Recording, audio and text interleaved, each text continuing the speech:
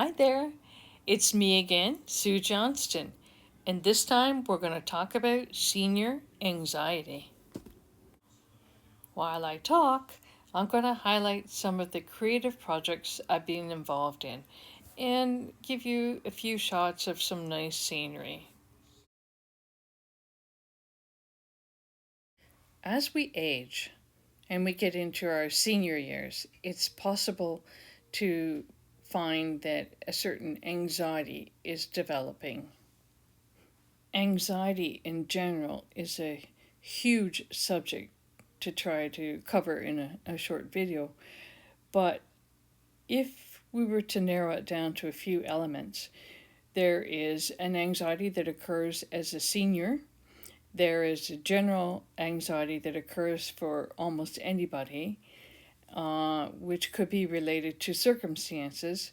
And then there are people who have a type of anxiety that just seems to occur for no reason at all. There are no triggers, there is no history of anxiety, there is no reason for it, no circumstance. Senior anxiety, or what some term as late life anxiety, can occur as our circumstances changes. For example, we may start being concerned about the change in our financial situation, or we're having less income, we're not working anymore.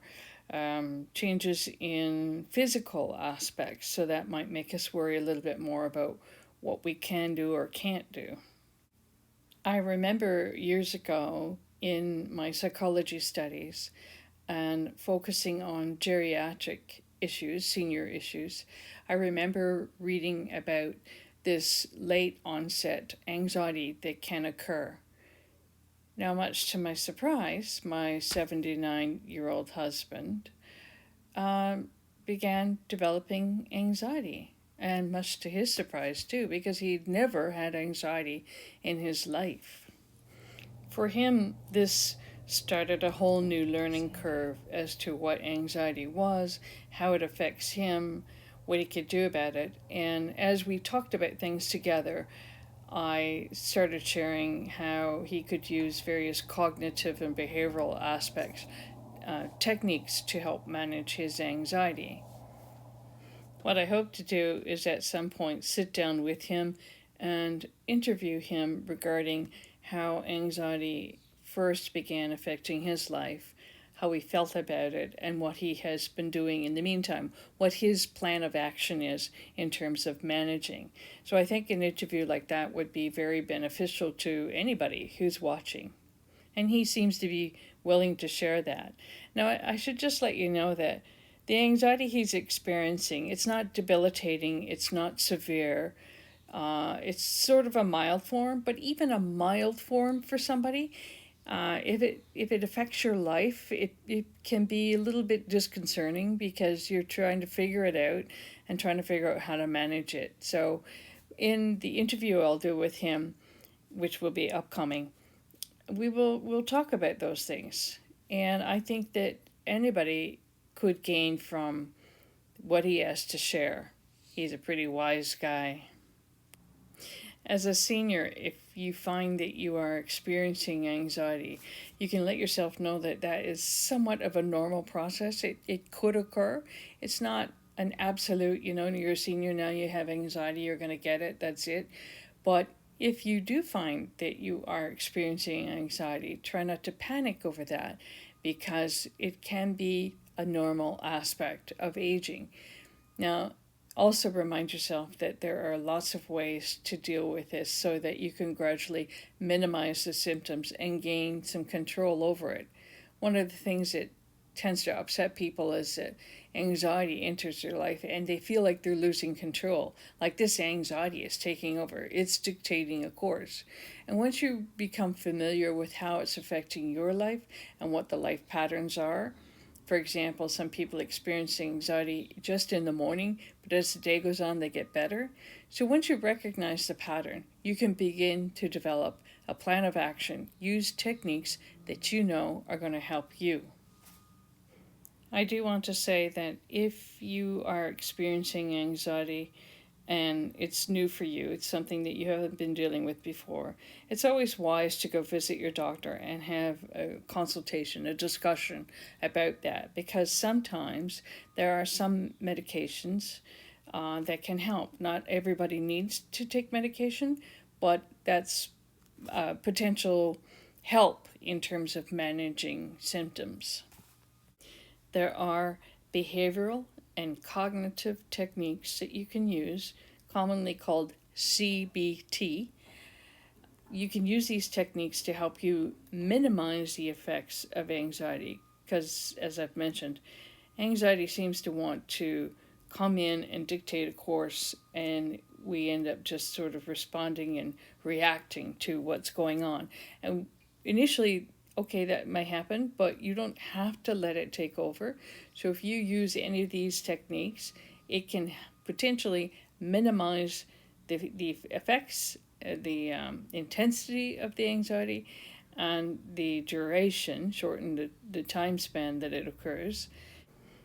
And this becomes your goal, to develop a plan of action, like a sword, sort of like to win the battle each time anxiety presents itself and says, hey, I'm here.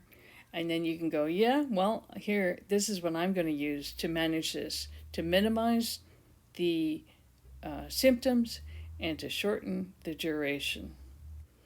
In this video, I have illustrated a number of projects that I've been involved in, creative things.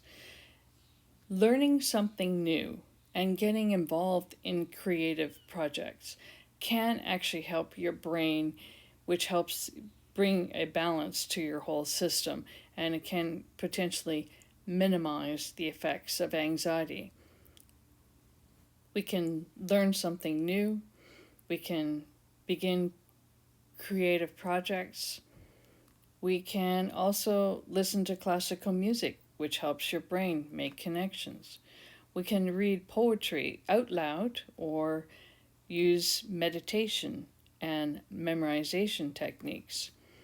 We could read an inspirational book, and hopefully that helps motivate it and get us into certain things that are going to be satisfactory, things that are going to engage us in life and find a level of enjoyment.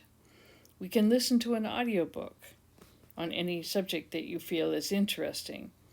You can sing, and it's interesting because a number of aspects actually increase oxygen to our brain. So when we are singing, that increases oxygen to your brain. But when you have anxiety, we do have a tendency to breathe more shallow, and less oxygen is getting to our brain. So that's a very small, imperceptible change in our physical structure, and there's less oxygen to the brain. So it's not as though you're going to suddenly feel dizzy and that sort of stuff, although that can happen for some.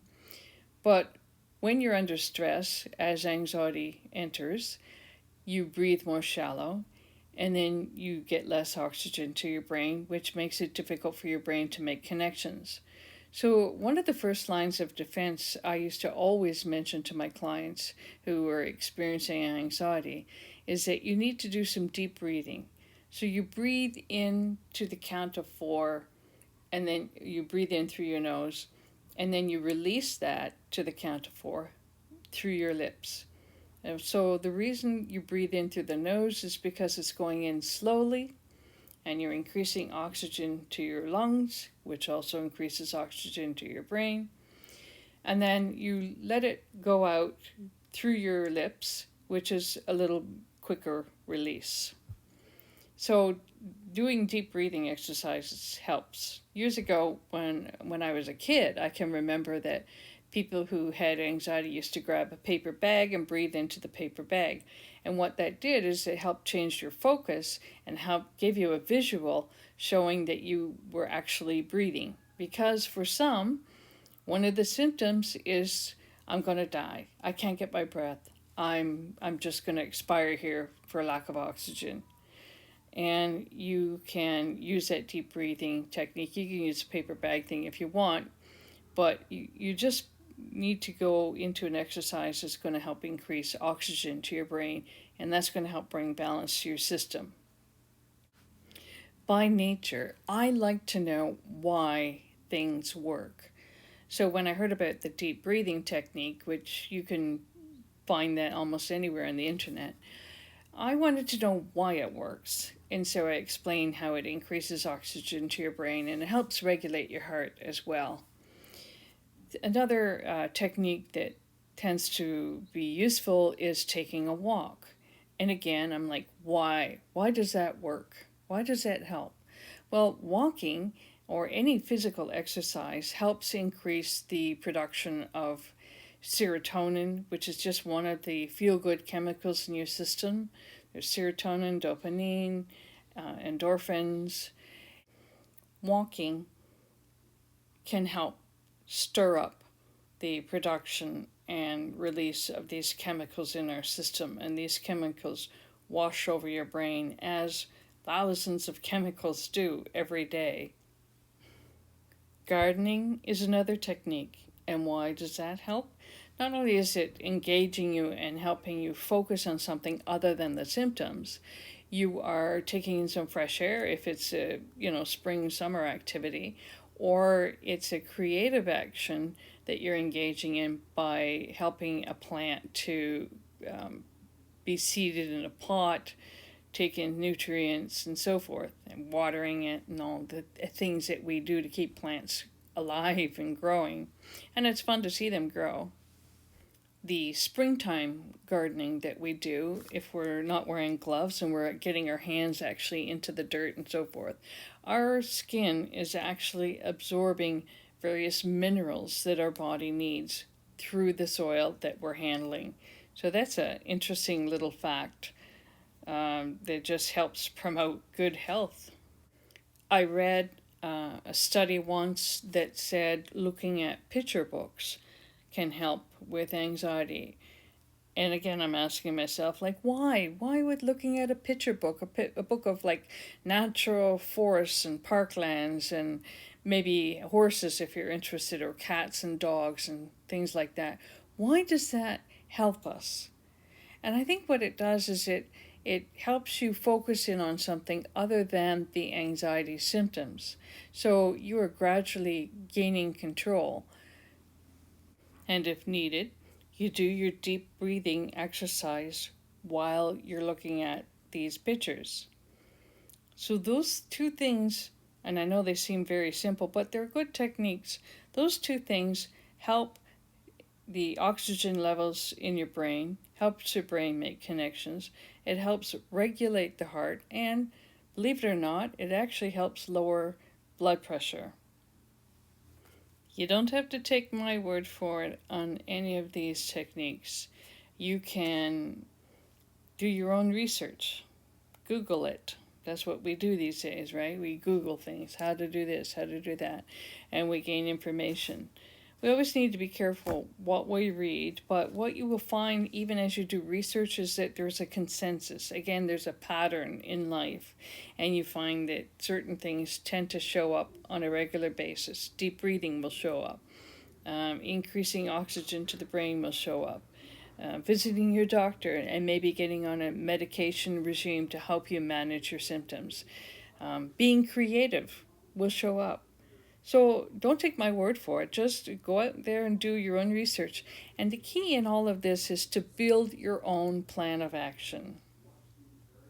I think my husband would say that what helps him is, first of all, being able to talk about the anxiety, what he's experiencing, how he feels, when it occurs, recognizing his own pattern, and then being able to build a plan of action. And his plan of action, he can correct me later in the interview if his thoughts are different, but my impression is that distraction has been a great key in terms of helping him manage. So we distract ourselves by engaging in the music, taking a walk, getting involved in something new, learning something new, using any of the techniques that I've mentioned here already. Thanks for listening, and let me know if you deal with anxiety and what techniques or plan of action you have that works for you. I'm always interested in hearing other people's stories because I learn from it.